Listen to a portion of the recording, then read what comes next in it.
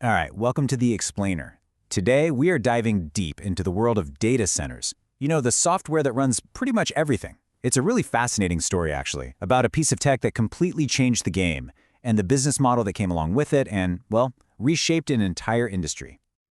Okay, so before we jump in, just a quick heads up. What you're about to hear is part one of a 10-part series. We're giving you a brief overview of a pretty hefty research report called Virtualization Subscriptions, Hostage or Autonomy in Data Centers by Virtualization Options LLC. And, as you can probably guess, we're only scratching the surface here. The full report goes way deeper. Also, super important, this is all for educational purposes. It's not legal advice, and it doesn't come with any kind of warranty. All right, let's get right into it. To really get what's happening now, we've got to go back in time a bit. We need to start with this massive headache that businesses dealt with for years, and that was physical servers.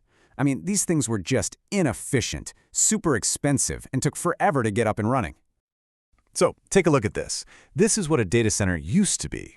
Just rows and rows of hardware, a sea of physical servers, right? And each one of these machines was basically locked in to doing just one single job. Now, here's the crazy part. Most of the time, they were barely doing anything. We're talking resource utilization that was, well, shockingly low, sometimes as little as 10 or 15%. Think about that. All that expensive hardware just sitting there, burning power, taking up space, and just wasting money. But then, this one revolutionary idea came along and just changed everything. I mean, it kicked off one of the biggest, most successful tech adoption stories, like ever. Fast forward to today, and you've got over 90% of businesses relying on this very technology to run their entire operations. And here it is. This image shows the solution perfectly. Virtualization. It's this incredibly clever layer of software that basically lets one single physical server pretend it's a whole bunch of different servers.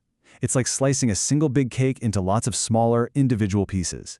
Each piece is an isolated virtual machine. And let me tell you, this was an absolute game changer. Suddenly, efficiency went through the roof, hardware costs were slashed, and businesses could move so much faster. So that's the tech side. But that's only half the story. Because right alongside this technical revolution, there was another huge seismic shift happening. And this one was all about money, specifically how businesses pay for this supercritical software. The entire economic model was about to get flipped completely upside down. What happened was we basically moved from a world of owning software to just renting it.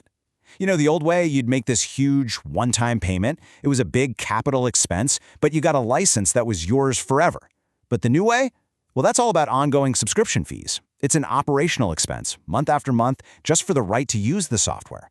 The house versus apartment analogy is perfect. Are you buying it outright, or are you just paying rent? So you have to ask, right? Why did this whole rental model take over? Why did it become so dominant?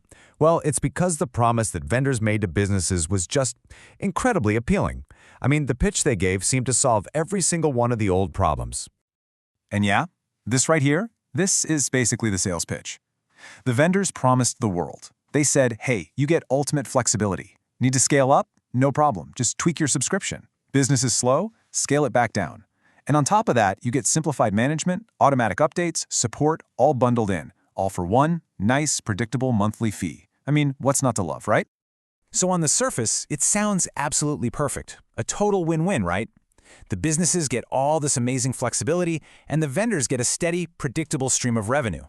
But, and there's always a but, the report we're digging into suggests that this convenience might actually be a double-edged sword. There's this really critical question hiding just below the surface.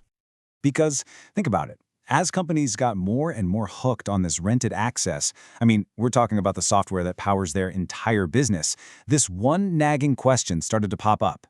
Convenience at what cost? What is the real price you pay when you trade ownership for convenience?